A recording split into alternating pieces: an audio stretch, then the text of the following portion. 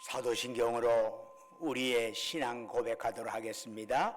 나는 전능하신 아버지 하나님 천지의 창조주를 믿습니다. 나는 그의 유일하신 아들 우리 주 예수 그리스도를 믿습니다. 그는 성령으로 잉태되어 동정녀 마리아에게서 나시고 본디오 빌라도에게 고난을 받아 십자가에 못 박혀 죽으시고 장사된 지 사흘 만에 죽은 자 가운데서 다시 살아나셨으며 하늘에 오르시어 전능하신 아버지 하나님 우편에 앉아 계시다가 거기로부터 살아있는 자와 죽은 자를 심판하러 오십니다. 나는 성령을 믿으며 거룩한 공교회와 성도의 교제와 죄를 용서받는 것과 몸의 부활과 영생을 믿습니다. 아멘. 자리에 앉으셔서 찬송가 31장 부르시겠습니다.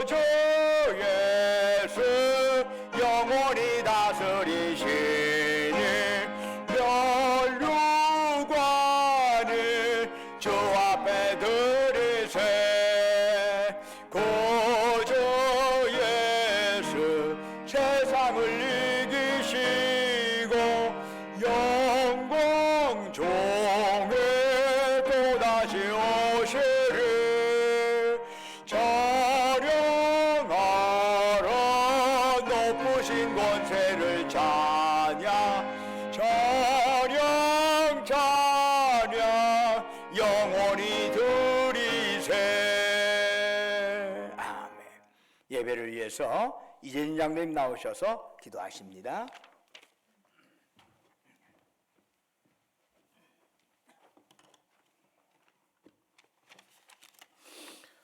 사랑과 자비가 풍성하신 아버지 하나님, 오늘도 저희를 사랑하셔서 거룩하고 복된 주일 주님 전으로 인도하여 예배드리게 하심을 감사드립니다. 참으로 주님 없이는 단 한순간도 온전히 살 수 없는 존재임을 고백하며 이 시간 예배를 통해 하나님께 존귀와 찬송과 영광을 드립니다. 아버지 하나님, 지난 한 주간 우리의 모습을 되돌아볼 때 주님의 자녀답게 살지 못하고 세상 정욕에 물들고 유혹에 빠져 살 때가 많았음을 고백합니다. 또한 과분하게 넘치도록 주시는 복을 세어보며 감사하기보다는 불평과 원망을 일삼았음을 용서해 주시고 이런 저희의 약함을 긍휼히 여겨주시어 올려드리는 예배를 통하여 우리의 어긋난 생각과 마음이 조율되어지기를 원하고 기도합니다. 주님의 뜻 가운데 세워주신 우리 신광재단을 위해 기도를 드립니다. 이곳에 주님의 교회를 세우셨고 이곳으로 저희를 인도하셔서 하나님의 사역에 사용하여 주심을 감사드립니다. 항상 하나님 말씀 따라 순종하며 세상 풍조에 흔들리지 않고 복음을 전하며 죽어가는 영혼들을 가슴에 품고 주님 앞으로 인도하는 우리 교회가 되게 하여 주시옵소서. 교회 안에 여러 모양과 직분을 주셨사오니 주신 직분과 사명을 잘 감당할 수 있도록 성도 간에 서로 사랑하며 기도에 힘써 아름다운 그리스도의 몸을 세우게 하여 주시옵소서. 생명의 근원 되시는 하나님, 며칠 전 사랑하는 국명자 강용래 두 분의 권사님께서 주님의 부르심을 받으셨습니다. 하나님의 계획 안에 잠시 잠깐의 인생을 사시다가 주님의 때에 부르셔서 이제 영원한 본향 하늘나라에서 하나님을 찬양하며 예수님과 함께 계시는 줄을 믿습니다. 두 분 권사님의 생전에 늘 하나님과 동행하며 그 뜻을 구하고 예수 그리스도의 이름을 나타내시던 그 믿음을 기억합니다. 연로하시고 또 몸이 아파 불편하실 때에도 항상 웃으시며 오히려 주변에 용기와 칭찬을 해주시던 온화하시던 그 모습, 교회와 자녀들을 위해 쉼없이 기도하신 권사님들의 그 믿음을 기억하고 이 땅에 남아 살아가고 있는 우리 온 성도들이 본받아 살아가게 하여 주시옵소서. 아직 장례 절차 중에 있는 우리 유가족들 모두를 기억하여 주셔서 한 사람 한 사람에게 주신 삶을 믿음으로 살아가게 하여 주시옵소서. 사랑해 주님, 이제 은퇴를 앞두신 이순태 목사님과 새롭게 오실 박승현 목사님을 위해 기도드리오니 신광교회와 성도들을 위해 24년간 하나님 주신 직분을 잘 감당하며 헌신해 오신 이순태 목사님의 새로운 앞길을 주님 축복하여 주시고 은퇴 이후에도 주님 주신 달란트를 여전히 주님 나라 확장하는 곳에 사용하고자 하시는 그 모든 계획에도 함께하여 주시기를 기도드립니다. 또 새로이 부임하실 박승현 목사님에게 주님의 사랑을 덧입혀 주시고 능력에 능력을 더하여 주셔서 기도에 힘쓰고 앞장서는 목자, 교회 성도들의 영혼을 살찌우고 사랑으로 섬기는 목자가 되도록 인도하여 주시옵소서. 담임 목사님의 은퇴와 청빙의 절차가 진행되며 마무리되기까지의 모든 절차와 순간마다 주님께서 간섭하시어 마음이 상하거나 인간의 지혜와 욕심으로 하나님의 영광이 가리워지는 일들이 없이 은혜 가운데 잘 진행되도록 인도하여 주시옵소서. 이 시간에도 생명의 말씀을 들고 단위에 서시는 이순태 담임 목사님에게 힘과 능력을 주시어 목사님을 통해 주시는 말씀 위에 굳게 서서 우리 신광 성도 모두가 주님의 뜻 안에 거하게 하여 주시옵소서. 교회 안에 곳곳에서 헌신하고 섬기는 성도들 기억하여 주시며 수고하는 손길 위에 하늘의 복을 더하게 하여 주시옵소서. 예배의 시종을 주님께 의탁하며 우리 주 예수님의 이름으로 간절히 기도드립니다. 아멘.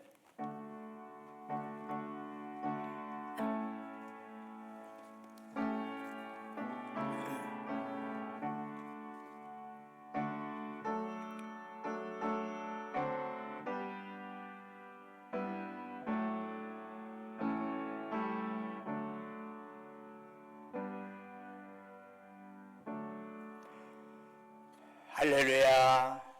우리 좌우에 있는 형제 자매들을 향해서 사랑 인사 나눕니다. 주님의 이름으로 사랑합니다. 샬롬. 주님의 이름으로 사랑합니다. 만나 뵈서 반갑습니다. 교회 소식 전해드리겠습니다.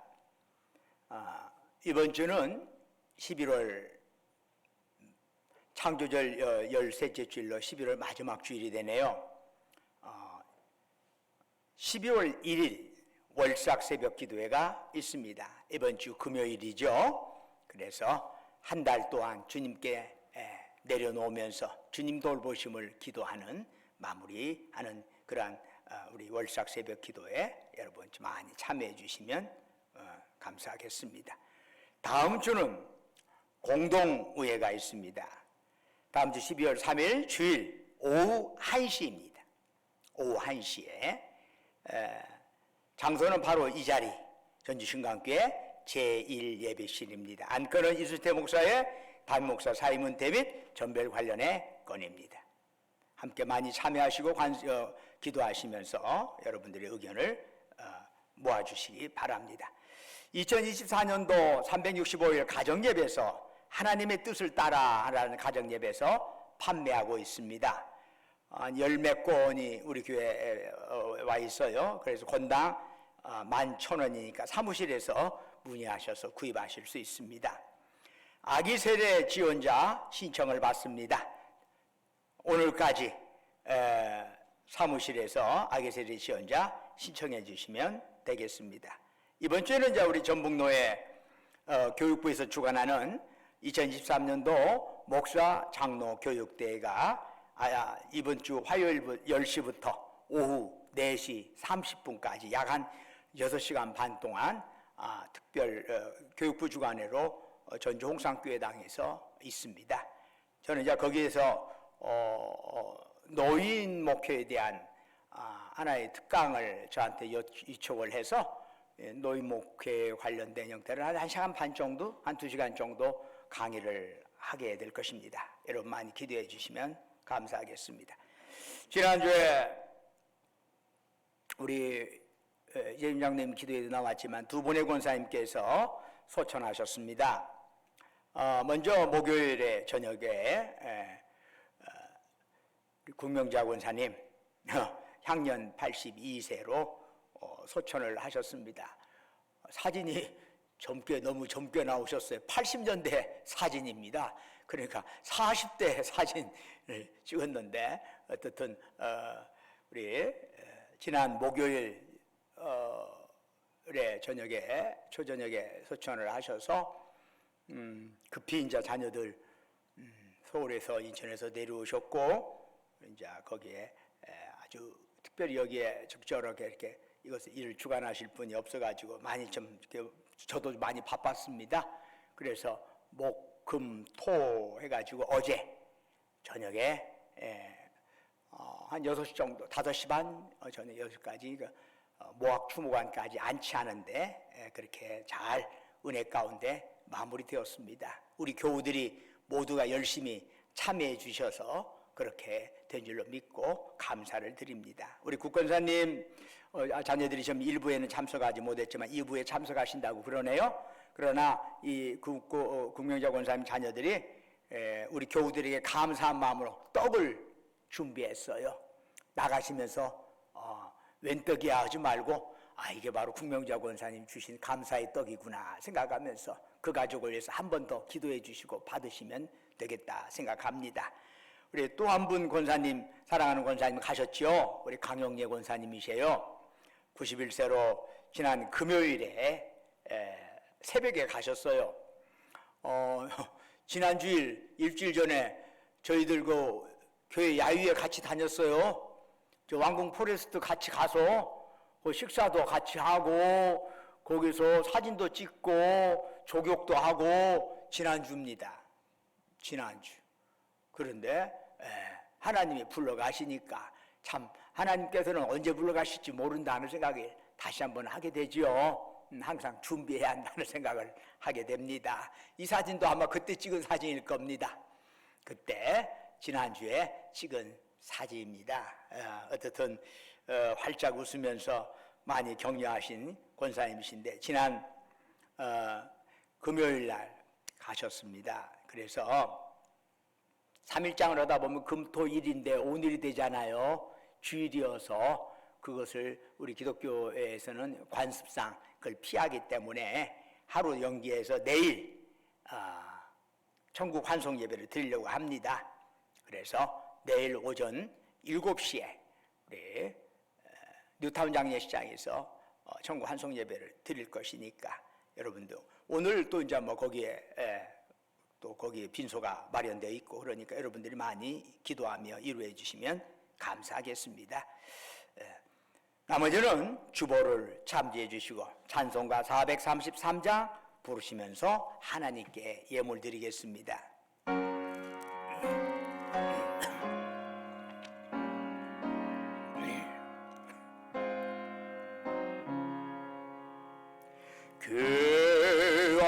귀하신 주여 날 붙드사 주께로 날마다 더 가까이 저 하늘 나라 나 올라가 고저의 봄 안에 늘 안기어 영생의 복 받기 원합니다. 봉헌할 물고 나 없어도 날마다 주께로 더 가까이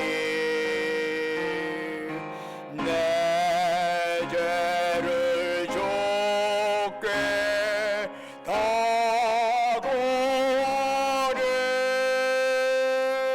주님의 보혈로 날 씻으사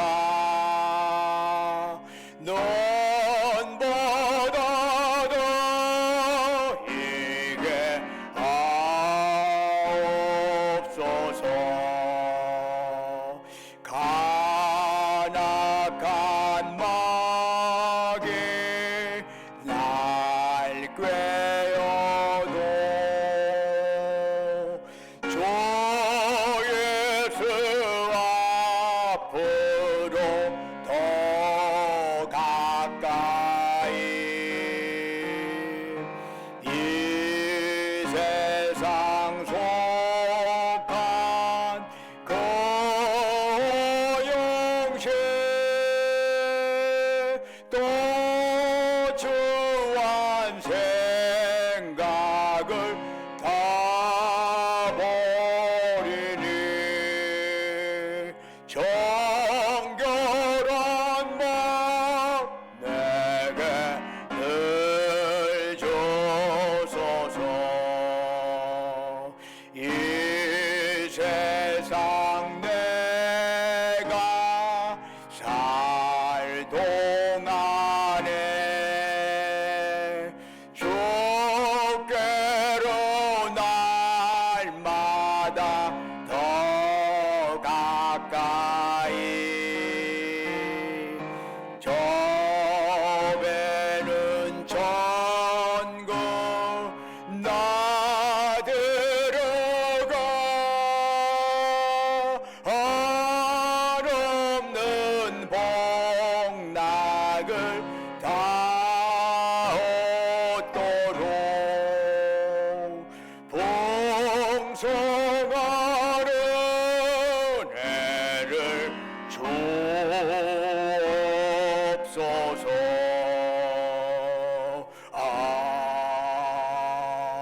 아멘. 은혜와 사랑이 충만하신 아버지 하나님, 거룩한 성의를 저희들에게 허락하시고 이 아침 주님 전에 나와서 이처럼 예배드릴 수 있도록 저희들의 몸과 마음을 이곳으로 지금까지 보살피시고 인도하신 주님, 이 시간 저희들 주님을 앙망하면서 우리의 마음, 뜻, 정성, 힘 다하여 주님께 예배드리오니 오직 주만이 우리가 드리는 찬양, 영광 주님 홀로 받으시옵소서. 아버지 하나님, 참으로 저희들이 드린 이 예배가 하나님께는 영광이요, 예배드리는 우리 모두에게 은혜와 기쁨 충만한 자리가 되게 하여 주옵소서. 사모하는 심령으로 고개 숙인 주의 백성들에게 이 시간 성령으로 충만하게 역사하여 주셔서 이러한 예배를 통해서 우리 연약한 영육이 강건해지게 하옵소서. 우리의 이러한 예배를 통해서 우리 얽히고 설킨 문제가 해결받는 역사가 일어나게 하옵소서. 사탄마귀 틈타지 못하게 하시고 예배의 모든 것을 오직 주님이 주관하여 주시옵소서. 지난 한 주간도 주님의 은혜 안에 살게 하시고 오늘 거룩한 성일 맞이하여 우리의 정성을 담아 소중한 물질을 주께 바치게 하심 감사드립니다. 우리를 향하신 주님의 사랑 은총 생각하면서 예물 드리오니 주여 받으시고 바치는 심령 후에 금복을 더하여 주옵소서. 11조로 주께 바칩니다. 범사에 감사해서 범사감상금 드리옵니다. 우리의 삶의 여정 곳곳에 하나님의 손길을 기억하면서 각가지의 제목으로 특별감상금 드리옵니다. 매주마다 주님과 약조했던 주정원금 바칩니다. 너희는 땅끝까지 가서 내 증인 되어라. 주님 말씀 기억하면서 해성경금, 국내성경금 드리옵니다. 우리 주변에 어려운 이웃들을 생각하면서 긍휼의 마음 담아서 사랑 나눔원금 바칩니다. 또한 우리 주변에 우리 교회 여러 시설의 노화를 안타깝게 여기면서 주님 앞에 시설 목적원금 바치옵니다. 그 밖에 각자의 처지와 형편에 따라 아버지 하나님께 서원하며 주님 앞에 예물 드리옵니다. 주님 원하옵건대 그들의 저들의 기도의 제목 귀 기울여 주시고 응답하여 주시옵소서. 또한 지난주에 이어서 주님 앞에 또한 추수감사 헌물 여러 가지 바치옵니다.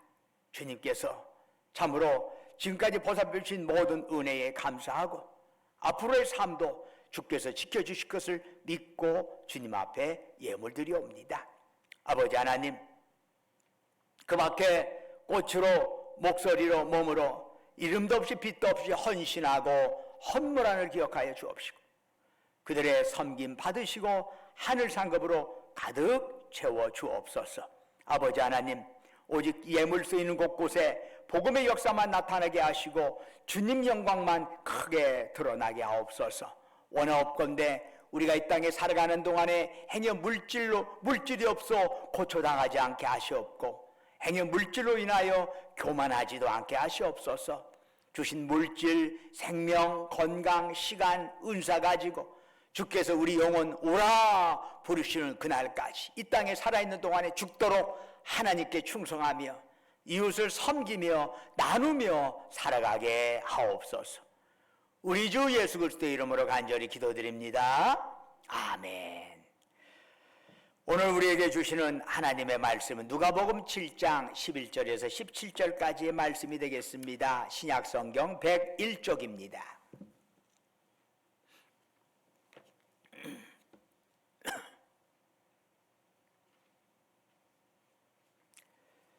누가복음 7장 11절에서 17절까지 저와 여러분이 한 절씩 교독하도록 하겠습니다. 그 후에 예수께서 나인이라는 성으로 가실새 제자와 많은 무리가 동행하더니 성문에 가까이 이르실 때에 사람들이 한 죽은 자를 메고 나오니 이는 한 어머니의 독자요 그의 어머니는 과부라. 그 생에 많은 사람도 그와 함께 나오거늘 주께서 과부를 보시고 불쌍히 여기사 울지 말라 하시고 가까이 가서 그 관에 손을 대시니 맨 자들이 서는지라. 예수께서 이르시되 청년아 내가 네게 말하노니 일어나라 하시매 죽었던 자가 일어나 앉고 말도 하거늘 예수께서 그를 어머니에게 주시니 모든 사람이 두려워하며 하나님께 영광을 돌려 이르되 큰 선지자가 우리 가운데 일어나셨다 하고 또 하나님께서 자기 백성을 돌보셨다 하더라. 함께 읽겠습니다. 예수께 대한 이 소문이 온 유대와 사방에 두루 퍼지니라. 아멘.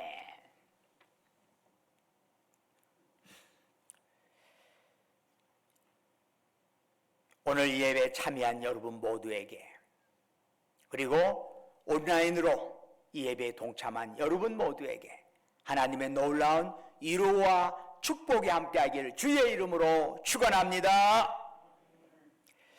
지난주에 사랑하고 존경하는 두 분의 권사님께서 이 세상을 떠나셨습니다. 사람이 언젠가는 다 떠나야 한다는 걸 모르는 바는 아니지만은 정작 그렇게 오랫동안의 정을 나누고 사랑했던 가족이나 교우가 세상을 떠나는 것을 보면 일면 당혹스러움을 가질 수밖에 없습니다. 우리는 살아가면서 참 많은 상실을 경험하는 것 같아요. 오랫동안 의지하고 사랑했던 가족이나 지인과의 생이별을 하는 경우도 있습니다. 뿐만이 아니라 나 자신의 실패나 죽음 같은 상실을 경험할 수도 있습니다. 사람은 누구나 상실을 경험하면서 살 수밖에 없지만 그 상실의 모습은 매우 다양합니다. 큰 상실이 있는가 하면 작은 상실도 있습니다. 일시적인 상실이 있는가 하면 영원한 상실도 있습니다. 그런데 이런 상실은 우리 삶에 큰 영향을 끼치죠. 사랑하는 사람을 잃어버린다는 것은 우리에게는 큰 고통이요 좌절입니다. 그로 인하여 정상적인 삶을 한동안 못하는 그런 분들도 있고, 어떤 사람은 또한 평생 동안 그 삶의 리듬을 회복하지 못하기도 합니다. 그러면 여러분에게 상실이 다가오면 어떻게 그걸 헤쳐나갈 수 있을까요? 더욱이 상실의 마지막에 우리 자신의 죽음이 있습니다.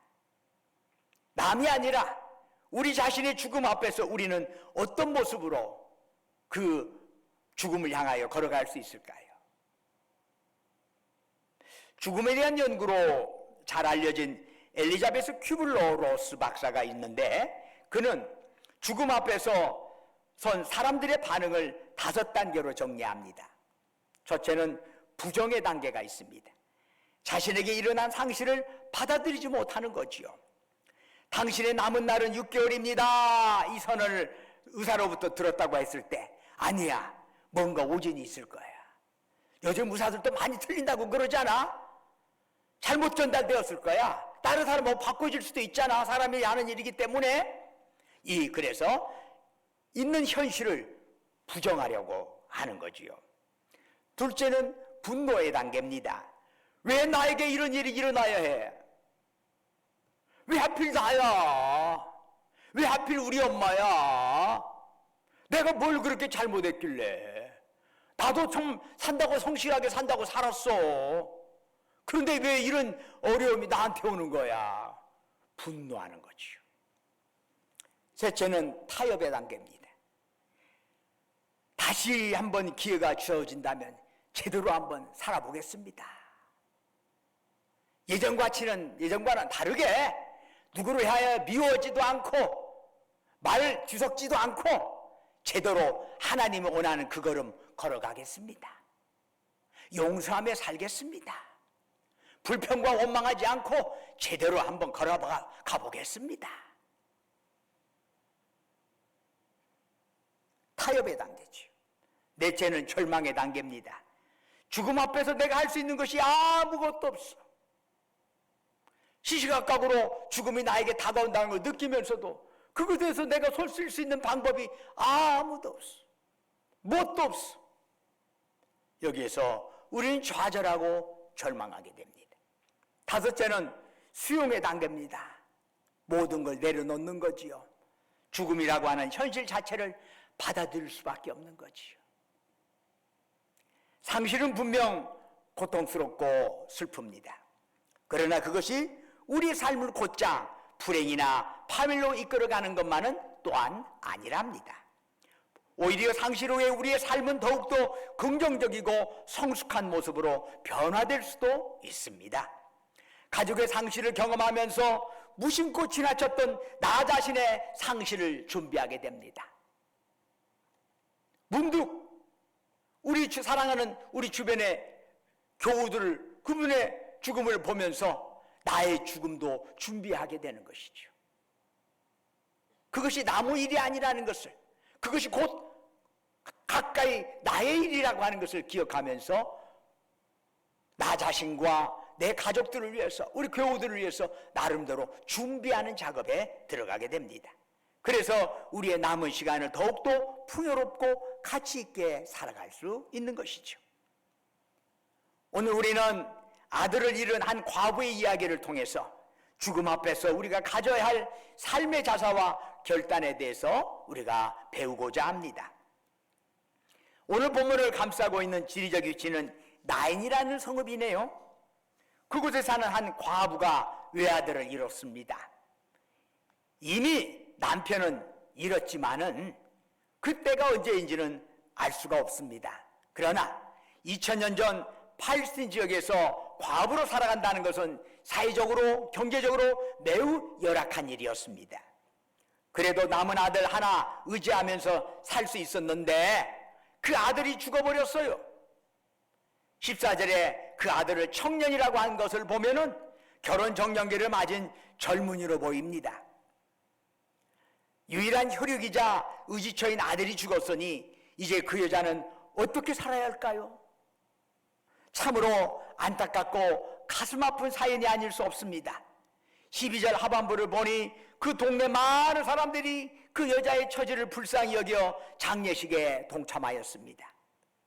시신을 부둥켜 안고 우는 과부의 모습을 보면서 동네 사람들은 너무도 안타까워 울었습니다. 그러나 그렇게 울고만 있을 수는 없는 것 아니겠습니까? 유대 지역은 더운 날씨입니다. 그래서 사람이 죽으면은 단일의 장사를 치러야 합니다. 우리처럼 3일장, 5일장 이런 거 없어요. 당일에 그날 치르는 것입니다. 이제 어머니에게서 그 자식의 시식을 떼어놓고 나뭇가지로 엮은 들것, 기다란 들것에 청년의 시신을 담아 운반합니다. 늦은 오후쯤 이제 시신을 운반하는 자들의 뒤를 어머니와 마을 사람들이 따라갔습니다.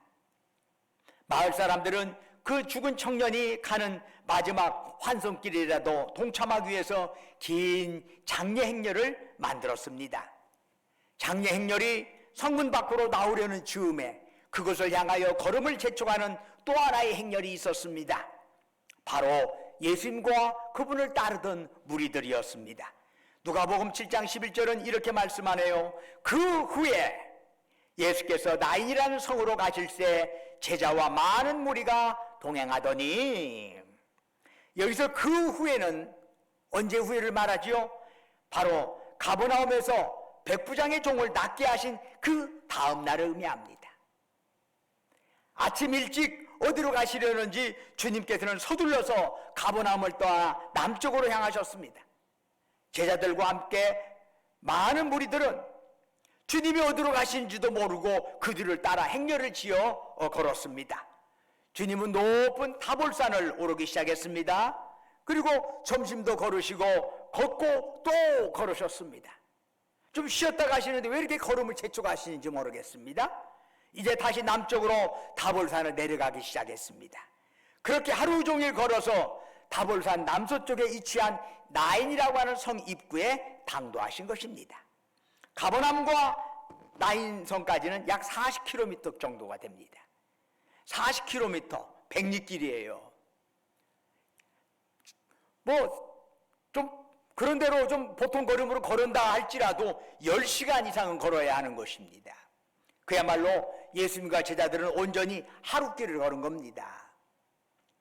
예수님의 행렬이 나인성 안으로 들어갈 때 마침 장례 행렬이 성 밖으로 나오고 있었습니다. 그런 만남에서 주님의 모습을 오늘 본문은 두 가지로 묘사하네요. 첫째는 주님께서 과부를 보셨다는 것입니다. 다른 하나는 주께서 불쌍히 여기셨다는 것입니다. 주님은 비통해하는 그 여자에게 눈길을 고정하셨습니다. 그리고는 큰 슬픔 가운데 울부짖는 그 여자를 불쌍히 여기셨습니다. 여기서 불쌍히 여기다로 하는 표현, 헬라어로는 수프랑크 니조마이라고 하는 단어인데 1차적으로는 창자가 뒤틀린다는 뜻을 갖고 있어요. 창자가 뒤틀린다. 아들을 잃고 울부짖는 어머니의 슬픔을 보시고 주님은 창자가 뒤틀릴 정도의 아픔을 느끼신 것이지요. 그러한 연민과 사랑의 마음을 주님은 가지신 것입니다. 주님의 불쌍히 여기는 사랑의 마음이 우리의 인생을 새롭게 하는 것 아닐까요? 주님께서 우리를 사랑하셨기 때문에 우리가 주님의 그 공로로 주님의 백성이 된 거 아니겠습니까? 죽음의 권세에서 벗어날 수 있는 것 아니겠습니까? 불쌍히 여기는 주님의 눈으로 모든 죽어가는 것들을 바라보고 그것들을 사랑할 때 이 세상은 새 생명의 역사를 경험하게 되는 것이죠. 이제 아들을 잃은 여자의 슬픔, 곧 주님의 슬픔이 됩니다. 주님은 그 과부를 향해 말씀하셨지요. 울지 마라. 그런데 여러분, 이 과부는 울지 마라는 소리를 얼마나 많이 들었을까요? 아들이 죽자 울던 그녀에게 주변 이웃들을 찾아와서 수시로 말했을 겁니다. 이제 진정해. 그만 울어. 아이고 그렇게 운다고 뭔 소용이 있겠어. 이제 산 당신이나 제대로 살아야지. 이런 소리 아마 귀가 달아지도록 들었을 겁니다. 아마 마을 사람들은 정말 진정한 마음으로 그렇게 그만 울으라고 위로했을 겁니다. 그러나 마을 사람들의 위로는 거기까지입니다. 거기까지. 안타까운 마음으로 울지 마라 말하지만 울지 않아도 될 조건을 누구도 만들어주지 못하고 있잖아요. 그래서 우리가 이런 경우를, 참 어려운 경우를 만나게 되면은 슬퍼하고 힘들어하는 자를 위로하기가 정말 어렵습니다. 오래전에 우리 교우의 친척이 그 조카가 삼촌의 차에 치여서, 후진은 차에 치여서 세상을 떠난 적이 있습니다. 어린 조카가 삼촌 왔다고 좋아갖고 왔는데 저분도 그냥 그 생각을 하면 너무나 가슴이 아프. 아직도 그것이 기억이 장정 떠오를 때가 있어. 그때 부족한 목사가 그들에게 해줄 수 있는 것이 매우 제한됐다는 것을 알게 돼. 그들의 슬픔 대거 10분의 1이나 다가갈 수 있을까요? 슬픔을 어떻게 내가 이해해? 나 슬픔 이해 못해요. 다만 안타까운 말을 가질 때가 참 있다. 목사로서 참 한계를 느낄 때가 바로 그런 때가 아닌가 하는 생각을 하게 되죠. 어린애가 삼촌의 차에 치여서 그냥 죽었다는 게 너무나 가슴이 아픈 거예요. 난 지금도 그 생각을 하면 문득문득 그 가정을 위해서 기도하곤 하지요. 그런데 주님은 달랐어. 생명의 주인이신 주님의 위로는 사람의 위로와는 완전히 달라요. 그저 감정 차원의 위로가 아니라 그 슬픔의 뿌리를 제거해서 울지 않을 수 있는 그런 상황을 만들어 주시는 것이죠. 어떻게 그럴 수 있나요? 주님은 우리의 생사화복을 주관하시는 분이기 때문이죠. 그렇기 때문에 가능한 일이에요. 주님께서 이제 앞으로 나아가셔서 그 청년의 관에 손을 얹으셨습니다. 관을 메고 가던 사람들이 웬일인가 하고 걸음을 멈췄는데 그때 주님께서 말씀하셨습니다. 청년아, 내가 네게 말하노니 일어나라. 주님의 말씀이 떨어지자마자 그 청년은 일어나 앉았습니다. 방금 잠에서 깨어난 사람처럼 일어나더니 말하기 시작했습니다. 이 상황을 지켜보던 사람들은 놀라며 외쳤습니다. 큰 선지자가 우리 가운데 일어나셨다. 하나님께서 자기 백성을 돌보셨다. 성경을 보면 믿음이나 기도가 전제 조건이 되어서 그 믿음을 보고 치유의 역사가 일어나는 것을 볼 수 있습니다. 그러나 항상 그런 것만은 아닙니다. 오늘 본문에 나오는 나인성 과부는 자기 아들 살려달라고 예수님께 매달리며 부탁한 적 없습니다. 오직 자기 아들의 죽음을 생각하면서 절망하며 통곡할 뿐이었습니다. 그런데 주님께서는 먼저 긍휼과 사랑으로 다가오셨습니다. 이처럼 우리를 향한 하나님의 사랑과 은혜는 무조건입니다. 그리고 우선적인 것입니다. 어떤 다른 의도도 없이 그저 어려움에 처한 자들, 죄 속에 빠진 자들을 주님께서 불쌍히 여기시고 다가오신 것입니다. 베세다 광야에서 5,000명을 먹이신 것도 주님이 그들을 목 잡는 양처럼 불쌍히 여기셨기 때문입니다. 베데스다 연못에서 38년 된 병자가 나음을 받은 것도 그가 주님한테 매달렸기 때문에 나음을 받은 거 아닙니다. 주님이 그를 불쌍히 여기셨기 때문입니다. 주님이 이 땅에 오신 것도 우리가 믿음이 좀 있어서가 아닙니다. 우리가 도덕적으로 좀 쓸만해서가 아닙니다. 로마서 5장 8절은 말씀하지요. 우리가 아직 죄인 되었을 때에 그리스도께서 우리를 위하여 죽으심으로 하나님께서 우리에 대한 자기 사랑을 확증하셨느니라. 아직 죄인 되었을 때에 그리스도께서 우리를 위하여 십자가를 지신 것입니다. 왜 그럴까요? 죄인을 불쌍히 여기시는 그 사랑 때문이랍니다. 여러분, 그래서 십자가는 무조건 사랑입니다. 여러분과 저는 하늘이 베푸시는 그 무조건적인 은혜로 살아난 존재이고 또한 그 은혜를 전하기 위하여 세움을 받은 자들이라 할 수 있습니다. 살아가는 방식이야 사람마다 가지가지게 있지만은 그래도 은혜를 받은 사람은 은혜의 눈으로 세상을 보게 되는 겁니다. 따뜻한 가슴으로 세상을 품을 수가 있습니다. 주님께서 우리를 사랑으로 품어주셨기 때문에 그 사랑을 우리 안에 가슴에 담는 사람은 다른 사람을 향하여 따뜻한 사랑을 전하지 않을 수가 없습니다. 하나님의 은혜 받았어요? 하나님의 은혜 받은 사람이면 입으로 불평과 원망으로 나아갈 수 없습니다.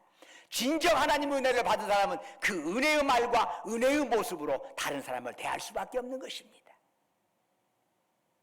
그러므로 나무는 열매로 한다고 그랬어요. 아무리 나는 배나무야 외쳐도 사과나무에 사과 열매가 맺으면 그거 배나무 아니요, 사과나무지. 열매로 알아. 그 열매가 어떤 열매냐, 이것이 중요한 것이요. 그 열매를 보고 믿지 않는 사람들도 주님을 믿게 되는 것이지. 여러분, 우리가 주님을 닮아야 한다고 얘기합니다.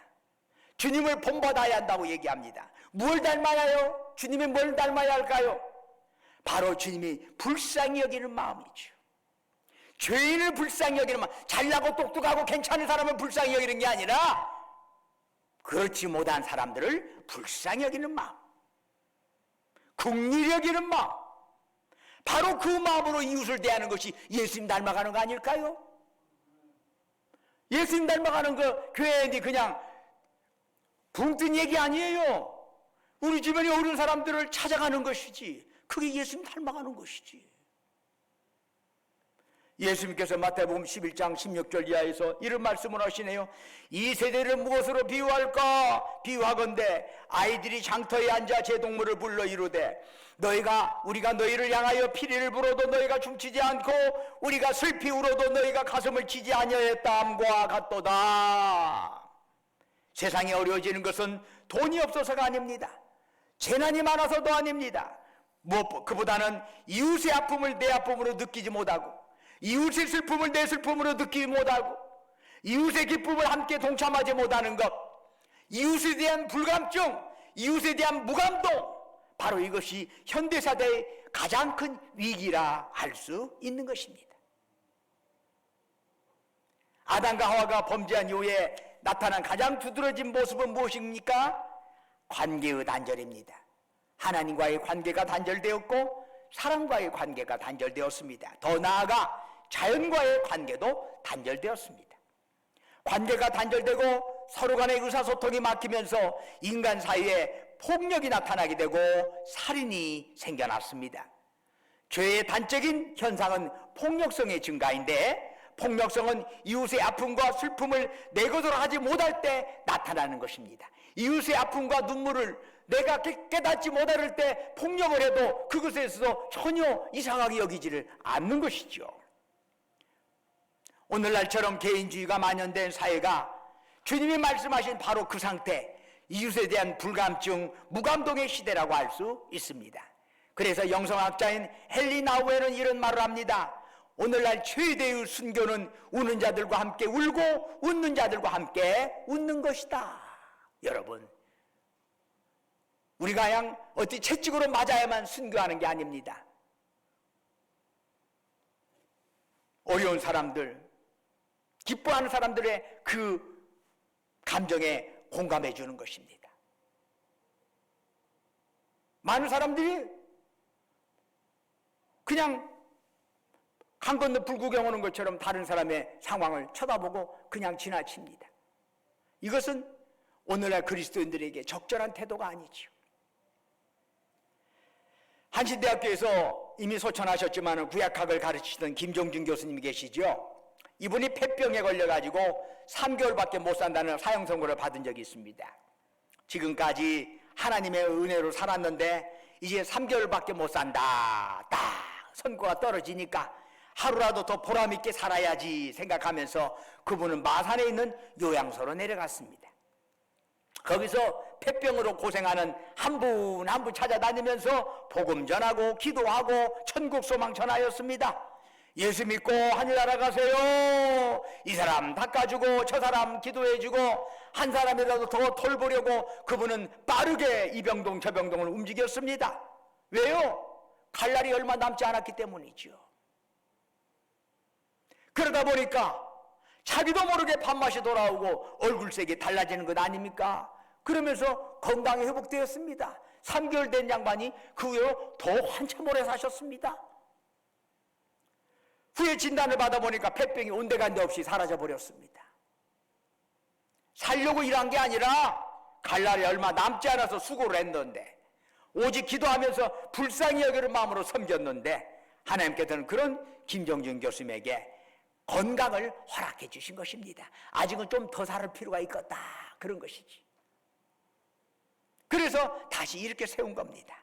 디모데후서 1장 10절을 보면 예수님께서 이런 말씀, 예수님은 사망을 패하시고 복음으로써 생명과 썩지 않을 것을 드러내시는 분이라고 말씀합니다. 사랑하는 여러분, 우리는 살면서 실패할 수 있습니다. 살면서 좌절할 수 있습니다. 망할 수도 있습니다. 그런데 그때 우리를 불쌍히 여기시는 주님을 꼭 만나시기를 축원합니다. 꼭 주님 만나야 해요. 이미 우리의 어려움 다 알고 계신 주님께서 우리를 통해서 새로운 역사를 이루어질 줄로 믿습니다. 주님은 우리에게 지금도 말씀하십니다. 울지 말라, 일어나라. 우리 모두 아멘 하면서 주님이 이끌어 주시는 그 하나님 나라 운동에 긍휼과 사랑의 마음으로 동참할 수 있기를 주의 이름으로 축원합니다. 기도하겠습니다. 은혜와 사랑이 충만하신 아버지 하나님,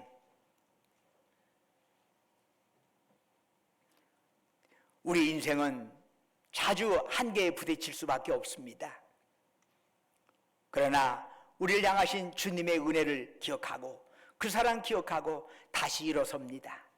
또한 우리의 생명과 죽음을 주관하는 하나님 받아보면서 우리는 다시 한번 일어섭니다. 지나온 세월 하나님이 지켜주셨고 앞으로의 남은 세월도 주께서 지켜주실 것입니다.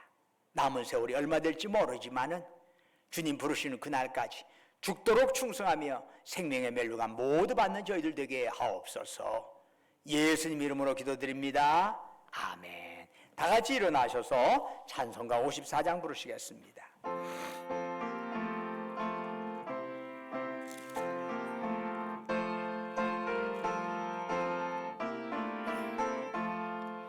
주여 복을 고하오니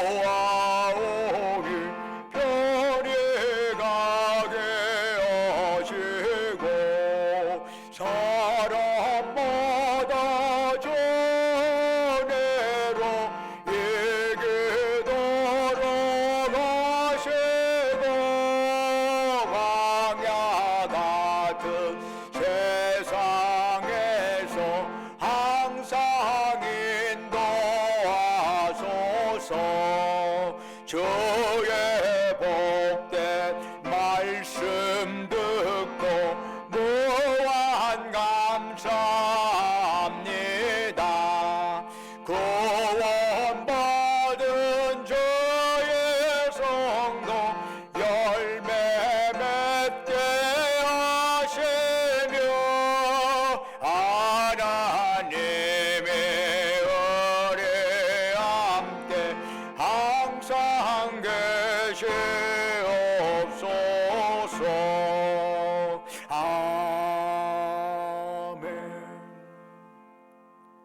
이제는 우리 주 예수 그리스도의 은혜와 아버지 하나님의 크신 사랑과 성령님의 이루하시고 교통하시고 충만케 하심의 역사가 울지 말라 일어나라 죽음 앞에서 속수무책인 우리 인생을 향하여 주님은 말씀하시고 그 말씀이 능력이 되어 그렇게 또한 우리가 주 안에서 웃을 수 있고 죽음에서 일어날 수 있을 줄로 믿으면서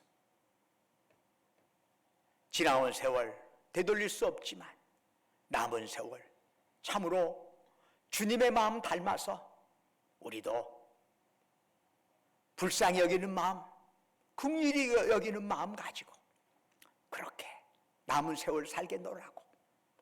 어제 살았으니 오늘 살아난 법 없는 것이고 오늘 살았으니 내일 살아난 법 없는 것이고 하루하루가 주님이 주신 은혜요 그날을 감사하면서 살겠나라고 다짐하는 사랑하는 주의 백성들, 그들이 속해 있는 가정과 직장과 사업장 외 외지에서 공부하느라 직장 다니느라 군복무하느라 수고하는 우리 아들 딸들 위해 지금도 영원토록 함께 하시기를 간절히 축원하옵나이다. 아멘.